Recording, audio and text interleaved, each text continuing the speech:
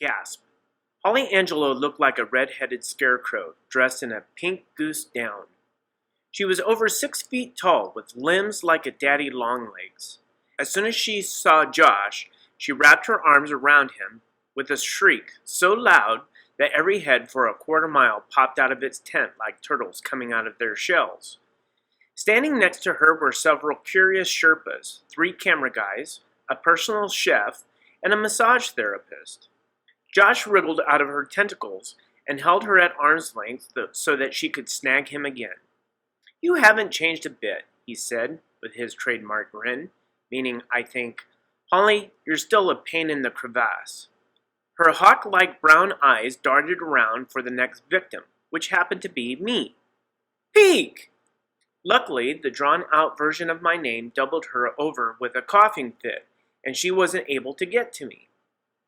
You would think that her chef or massage therapist would have come to her aid, but she just stood there shivering, watching their employer bent over, clutching her knees.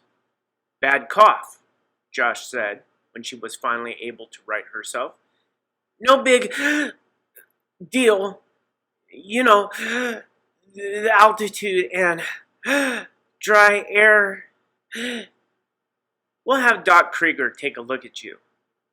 He was still smiling, but the grin looked a little more genuine. He did not want to take Hollyangelo up the mountain any further than he had to. In her current condition, it didn't look like she was going to go very far. I followed him over to meet the film crew, JR, Will, and Jack. They all looked fit, and thanked him for coming up. "Happy to be here," JR said. Then he whispered, "Do us a favor, Josh. Put us as far away from Holly as possible." "No problem." Josh looked over at the gasping reporter. Holly was already telling the Sherpas where to pitch her pink tent, which was only slightly smaller than the HQ tent. Josh frowned when he saw that she was erecting this monstrosity right next to his and my tent, but he didn't say anything to her. He looked back at JR and pointed to the spot about 75 feet away. "Best I can do." "Fine," JR said, and he and the others headed over to the spot with their gear. Josh rubbed his temples. "I probably don't need to tell you this, but you need to be very careful about what you say to Holly. She's a reporter, and anything you tell her is fair game. Just remember that she is more interested in herself and her career than she is in you." "Well, what about the film crew?" I asked. "No worries there. We own the footage, and when we edit it all down, we'll make you look good no matter how much you screw up," he grinned. "Just kidding. Let's go over to the mess tent, and I'll introduce you to the other climbers. Just keep in mind, they know that you're my son, that we haven't told them that we're trying to get you to the top." "Well, why?" "Because they paid upward to 100 grand to summit. In a way, we're using their money to get you up there. They might get upset." "So, what am I supposed to tell them?" "That you're here with me and don't expect to make it past camp 4 or 5. We looked back over Holly's direction. "I guess I'd better fill her in too, so she keeps her big mouth shut. I'll meet you over at the mess tent." He sighed, put on his charming grin again, and headed toward Holly, who was shrieking orders at the Sherpas. The Sherpas, for the most part, were ignoring her every command. The mess tent was nearly as big as the HQ tent, but a lot more crowded. It was also smoky from the kerosene lamps and the stoves and the cigarettes. None of the clients were smoking, but almost every Sherpa had a cigarette dangling out of his mouth as he stood to the side holding the plate of food. Sanjo was manning the noodles. I went over to say hello. "How's it going?" "What was that terrible sound outside?" he asked. "A reporter? Injured?" "Not yet." I looked around and noticed Zopa wasn't there. "Where's Zopa?" Sanjo shrugged. The climber walked over and held out his plate. Sanjo scooped some noodles onto it with a big smile. The man sniffed the pile, grunted, and then walked away. "What do you think of all of the fellow climbers?" Sanjo asked. "I didn't like that guy," I said, and then I looked around the tent and did a head count. 7 women, 16 men, including the rude grunter, 10 of them had signed up for the summit attempt. I tried to pick out which ones were there, but it was hard to figure out. Fitness helped, but getting through the dead zone was more about your blood oxygen and luck. Things even the fittest climber had absolutely no control over. Most of the climbers appeared to be in their 30s or early 40s, and these, only 5 or 6, looked in good enough shape to get to the top. I could see why Josh was worried about the climbing season. I told Sanjo that I was surprised to see the Sherpas smoking. Most of them believe that they will die on the mountain, he said. So why not enjoy themselves while they wait? But doesn't smoking mess up their climbing? Only if they run out of tobacco, Sanjo answered. But Zopa brought up several cartons of cigarettes to sell to them. Monks weren't supposed to use any stimulants. I guess this rule doesn't preclude them from selling them. Don't look so surprised, Sanjo said. Zopa will give the profits to the Tibetan monks. They are very poor. As you saw on your way here, the Chinese are not very favorable to them. KG monk reason number 2, I said. What? Never mind, I said. I guess I'd better mingle with the other climbers. Do you want some noodles?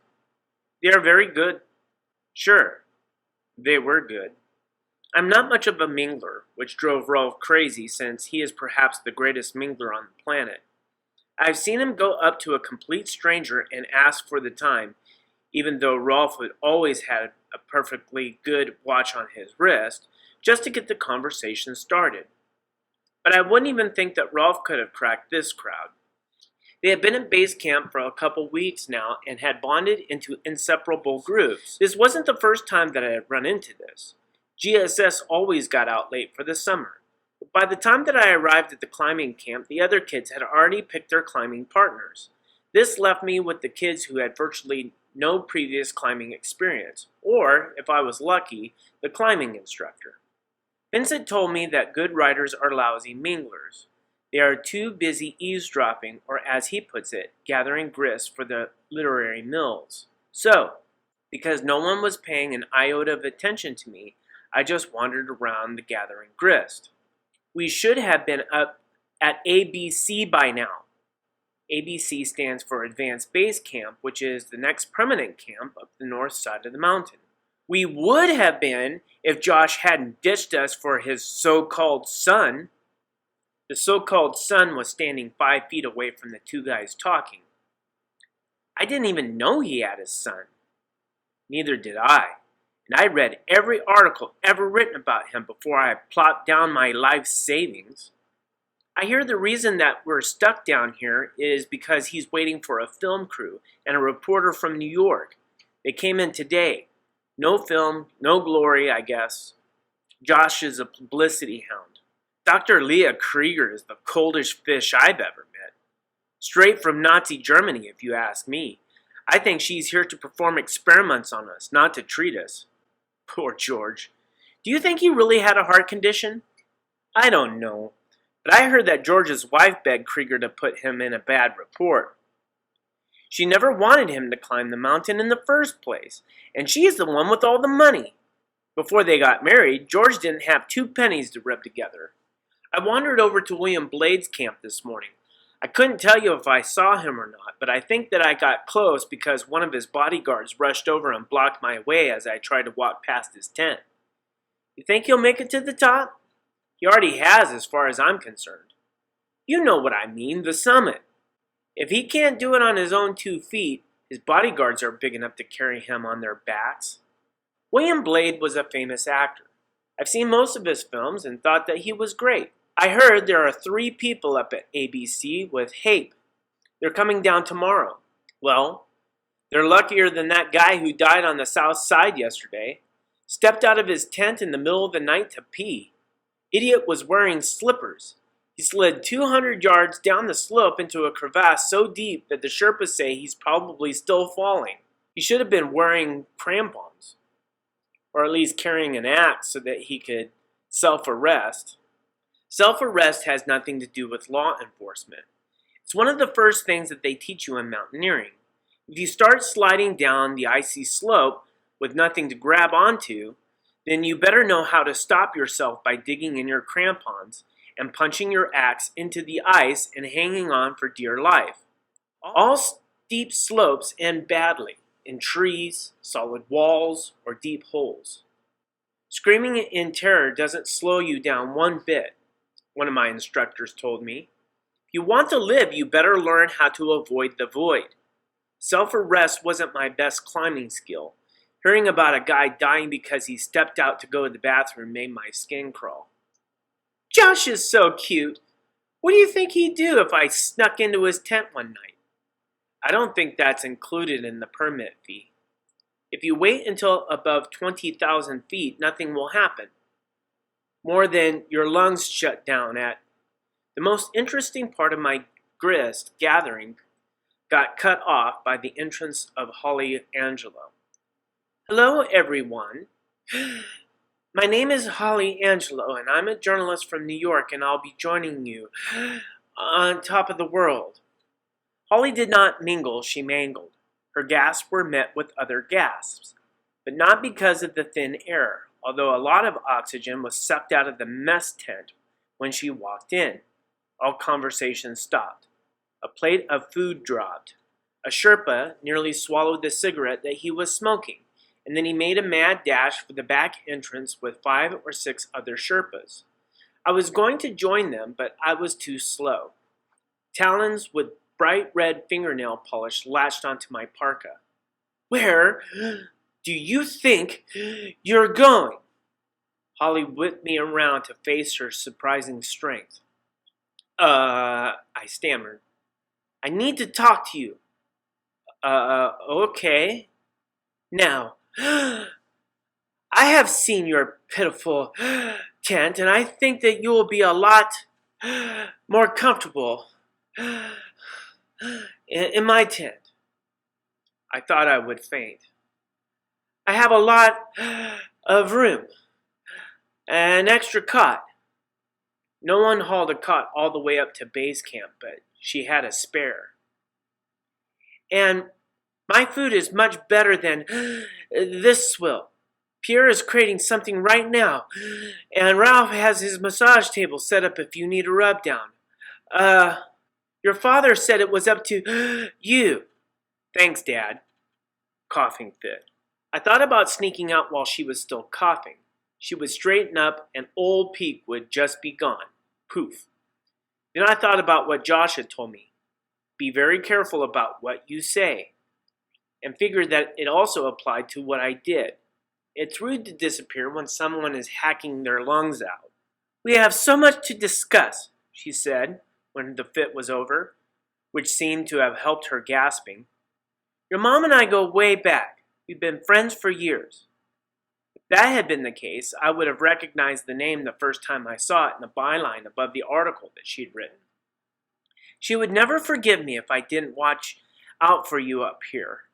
I appreciate the offer, I said, trying to give her my version of Josh's charming grin, which probably looked more like a scowl. But I think I'll stay in my own tent.